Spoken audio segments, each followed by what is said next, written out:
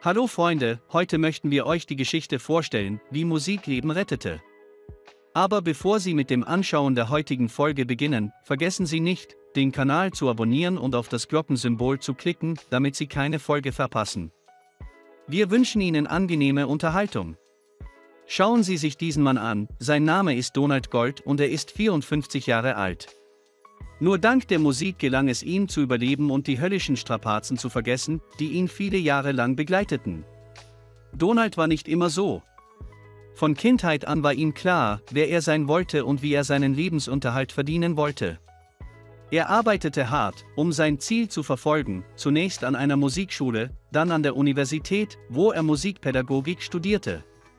Alles verlief nach Plan, er konnte keinen Tag ohne Musik aushalten. Er konnte viele Instrumente spielen, von der Flöte bis zur Trompete, er wusste, dass Musik sein Leben war. Am meisten aber liebte er selbst das Klavierspielen, wenn er seine Finger auf die schwarzen und weißen Tasten legte, ließ er sich immer völlig von der Musik absorbieren. Während seines Studiums heiratete Donald und bekam einen Sohn. Und alles war wie im Märchen. Ein Studium an der Universität konnte er sich jedoch nicht mehr leisten, es blieb keine Zeit, nach und nach auf eigenen Beinen zu stehen, er brauchte Geld. Hier und jetzt. Er opferte seinen Traum, damit seine Familie versorgt war und nicht unter Not leiden musste. Das waren harte Zeiten, aber es war die glücklichste Zeit seines Lebens. Er hätte nie gedacht, dass alles bald enden würde und dass sein einziges Lebensziel das Überleben sein würde. Im Jahr 1919 starb seine Frau plötzlich und es brach Donald zusammen. Er erlebte eine steile Depression, dann Alkohol und schließlich Drogen, wurde seiner elterlichen Rechte beraubt und verlor den Kontakt zu seinem 3-jährigen Sohn. Das war der letzte Tropfen, der das Fass zum Überlaufen brachte. Donald verlor völlig den Sinn des Lebens, er wurde obdachlos, wanderte durch die Straßen, wo er Passanten mit seinem Aussehen erschreckte, aber nicht mit dem Schicksal haften. Sie sahen ihn an diesem Tag mit ganz anderen Augen an. Passanten blieben stehen und weinten, als trauerten sie um alles, was er im Laufe der Jahre ertragen musste, während er ging. Ein Donald sah die Liebe seines Lebens, ein Klavier, am Ende der Straße. Zum ersten Mal seit vielen Jahren fühlte er etwas Unbeschreibliches.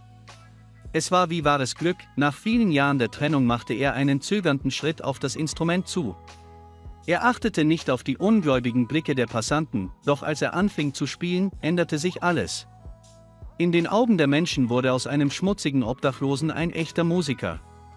Seine Finger merkten sich alles, aber er spielte größtenteils auswendig.